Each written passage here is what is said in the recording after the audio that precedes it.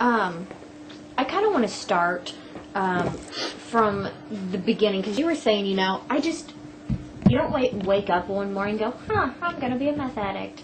I'm figuring that there were other drugs before the meth, correct? Yeah. I mean, how did that period of your life start? I don't blame the meth on other drugs. Oh, you don't? Okay. No. Okay. How were you introduced to the meth? I mean, how young were you? 18. And how old are you now? 31. Okay. And how was it? I mean, just said, hey, you want to try this? Or, hey, I heard about this? Yeah, or... it was with some friends and everything. We all just kind of did it. And then later that night, I learned how to cook. So the first night you did it, you learned how to cook it. Now, I'm going to claim stupidity here. You smoke it, correct? Mm-hmm. Okay. Smoke, snort, yeah. Okay. And so the person, obviously, that had given it to you was cooking it, too. Yeah. So here's another thing that I want to know is, you know what's in it. There's a bunch of crap in there. Mm-hmm. Like, what makes you go, oh, great, I want to, I don't know. Now, I've heard from other people, I have heard from some recovering addicts that high is like nothing else. No, it ain't. There's nothing like it. Kind of explain it It's hard to explain. So really. we understand. It's that. What would you, if you had to relate it to something? There ain't nothing like it. Good high? It is just ultimate. I mean, it's just ongoing energy. You're awake, and it's just it's hard to explain the high, really. I mean, it's just you're up there. I mean, you just feel alert, full of energy, on the go, ready to go for anything. And now, after a few days of it and everything, you start getting. How long does that high last? You don't stop. Oh, you don't stop doing it? Yeah, you don't stop doing it. If you come down, you pick back up. Yeah, because the people, they want it. They want to feel that feeling again, and it doesn't stop. Eventually your body shuts down, and then, you're going to go to bed. So, okay, so you did 18. So that would make you, were you in high school still when Just graduated. Just graduated, okay. And so you learned how to cook it. And did you start cooking it on your own at 18? Yeah. Really? Okay. And you were telling me before, did your parents ever know that? They knew when I first started. My dad had the thought, and he knew. And when I stayed away from home for about 30 days. Okay. So I was messed up for those 30 days.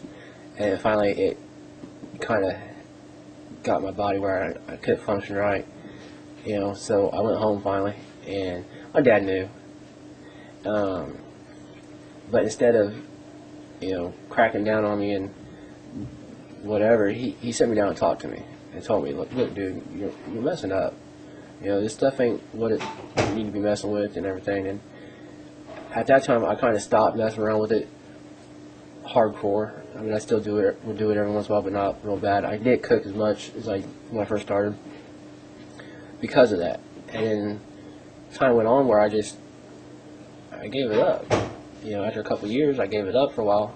Actually, it's when me and Deidre first got together. And how old were you when you two got together? It was 20. 20? Okay. And so, was she clean at the time? Yeah. Okay, so she was clean. And then how you two got together, and then when did you pick it back up from there? Several years later. Did you introduce her to the drug? Unfortunately, yes. Looking back now, how does that make you feel? Not too good. Knowing all the circumstances and everything that's happened, not real good. I mean, I feel bad. Had she tried drugs previously? I'm not sure. Okay. I mean, I feel bad about it. that's what one of the things I was concerned after the accident. Is she's going to stay with me because of it? Because look what I've done. It was my fault that she got onto it and everything. And if I'd have listened to her, I would have quit a long time ago. Because she tried to talk me out of it thousands of times. But it's always in the back of your mind. It's always, no, this is the last time. This is the last time. And it never was. Why do you think you kept going back to that drug? It's just the power it has, and with from where we're from, Taro, it's money making. If I wanted to go down the street and buy some meth, you could totally tell me where to go, and I could pick it up right now. Probably so, yeah. And it's very and selling pseudoephedrine. If I wanted to get my hands on pseudoephedrine, yeah.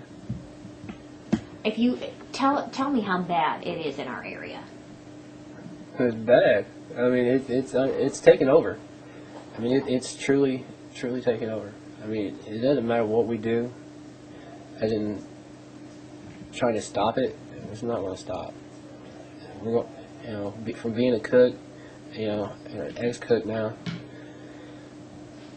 There's ways of getting what you want and what you need, no matter what. Because that's what I've heard from some of the police, that when they cut off the main supply sources, that's when a lot of the home labs start popping up, because people want it, and so they'll make it themselves. Mm-hmm. And did you ever, during that time, since you were 18, did anyone ever tell you that it could be real dangerous, something could go wrong? Yeah. You had never heard that something could go wrong, could you? I mean, you know it. And you know by putting it, what you're putting together, the chemicals you're mixing and everything. The back of your mind that something could happen, But the rest of your mind's telling you, no, not me. It ain't going to happen. Not me. And I'll be one of the first ones to admit it. I've said it 1,000 times. Not me. It ain't going to happen. So when you're buying the chemicals and things in the store, is there in the back of your mind going, oh, I wonder if that cashier's going to catch on? They know. They have to know. It's just, they know. I remember back in 99, 98, 99, when I first started, you could get whatever you wanted right off the shelf. They didn't have to work on nothing. As long as you didn't buy everything at the same time. They didn't, but they knew still. I mean, if you're walking in and buying 6, 7 boxes of Sudafed, they know. Mm-hmm. They know what's going on. When you walk into a CVS or a grocery store or somewhere to buy your batteries, you're getting so many of them, they know. Going to Walmart or whatever and getting your camping fuel and everything, they may not suspect it really, because it depends on what you buy at the same time. I mean, when I'd go, I'd get kind of like stuff like for cookout. Looked like I was cooking out, doing something where I needed that for a certain purpose other than making methamphetamine. And but they know. It's not easy to hide. In our county, it's not. I mean, everybody knows if you're buying those certain things and getting quantities of them, that you're doing something with them. Now, when your first child was born, were you still doing meth?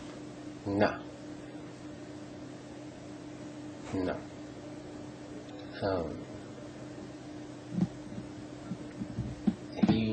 My first kid was born, I wasn't doing anything really.